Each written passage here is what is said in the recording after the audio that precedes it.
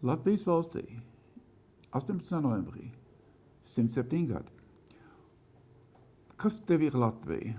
Šādu jautājumu mēs uzdodam 107 Latvijas iedzīvotājiem, 107 Latvijas patriotiem, 107 cilvēkiem, kam Latvija ir būtiska un svarīga. Un šodien uz šo jautājumu esmu lūdzis atbildēt Neatliekamā medicīniskā dienas direktorei Lienai Cipulei.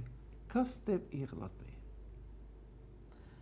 Mana Latvija šodien ir mana atbildība par to, lai visā Latvijā 24/7 cilvēki varētu paļauties, ka nelaimē, ja ir noticis kaut kāds negadījums vai pēkšņa saslimšana vai trauma, viņiem būtu uz ko paļauties, lai viņiem būtu kur piezvanīt. Mana atbildība ir par to, ka nepārstāja pukstēt dienesta sirds. Operatīvās vadības centrs, kurš ik minūti pieņēma vairākus desmitus zvanu no Latvijas iedzīvotājiem, kuriem katram kaut kas ir noticis un katram ir vajadzīga kaut kāda palīdzība.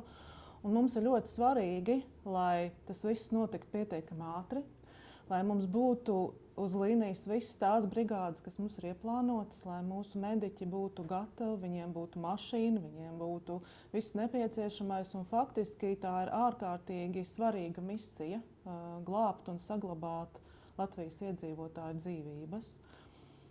Pēdējie gadi ir paritējuši arī tādā gatavības zīmē, un man gribas teikt, ka jā, šodien mana Latvija un mana atbildība ir arī par to, lai jebkādu krīžu gadījumā, kas varētu Latvijai nākt priekšā, mēs būtu gatavi pastāvēt par Latvijas cilvēku dzīvībām. Tas ir ļoti atbildīgs uzdevums. Man liekas, ka šobrīd ir jādzīvo tā, ka katrs tajā vietā, kur atrodas, viņš izdara savu darbu izcili. Tas ir tas, ko es mācu saviem cilvēkiem, mediķiem, kas strādā, autovadītājiem, kas darbojas dienestā, visai manai komandai. Mēs iespējams nevaram mainīt visu, kas ir Latvijā. Varbūt mums šķiet, ka birokrātijas ir par daudz un vēl kaut kādas lietas, bet mēs noteikti varam darīt tā, lai dienests, kurā mēs visi kopā strādājam, darbotos izcili. Un jā, man ir ļoti svarīgi, lai Latvija ar tieši neatliekamās medicīniskās palīdzības dienesta tēlu ir arī Eiropas lielajā saimē, lai mēs startējam starptautiski, lai mēs dodamies smelties pieredzi. Tikko atgriezāmies no starptautiskām sacensībām Polijā, nākamgad plānojam Čehijā, tad mēs gribētu, lai gan Latvija ar mums lepotos, gan Latvijas iedzīvotāji ar mums lepotos, gan faktiski būt arī tādas lielas Eiropas kopienas daļa, un tas ir ļoti, ļoti svarīgs uzdevums. Man pašai jāsaka, ka es tiešām savu darbu šajos gados, ko esmu dienestā un turpināšu vēl kādu laiku, daru ar ārkārtīgi augstu misijas apziņu, un uz to aicinu katru Latvijas mediķi, katru manu darbinieku, katru manu cilvēku, jo misija ir kaut kas vairāk par amata pienākumiem. Misija ir kaut kas, ar ko mēs varam kalpot savai Latvijai. Vai tu varētu pateikt, ko tu mācies un kā tu aizstāvi Ukrainu? Ukraina man ir bijusi iespēja smelties pieredzi. Un ne tikai to pieredzi, kas saistas ar darba organizāciju, militāra apdraudējuma gadījumā, ar uzdevumiem, kuri nāk cilvēkiem priekšā kara laikā, visvairāk ar to, kādas emocionālās kvalitātes man ir sevī jāstiprina, lai spētu saglabāt sevi kā vadītāju. Dienestam ir ļoti sarežģītās situācijās. Un ir lietas, ko nevar izlasīt grāmatās, ko nevar redzēt prezentācijās, ko var aizbraukt tikai uz vietas un saprast, paskatoties cilvēkiem acīs. Un es esmu to darījusi, ieskatījusies acīs realitātei, kuru ir ārkārtīgi grūti saprast cilvēkiem, kas ir pieraduši dzīvot miera laikos. Daļu no šīs pieredzes man ir jāspēj nodot saviem cilvēkiem, lai es vienmēr dienestā savai komandai saku tā, mums ir jābūt vienmēr par pakāpi gatavākiem nekā citiem Latvijas iedzīvotājiem. Un tā ir arī ļoti, ļoti svarīga misijas sadaļa.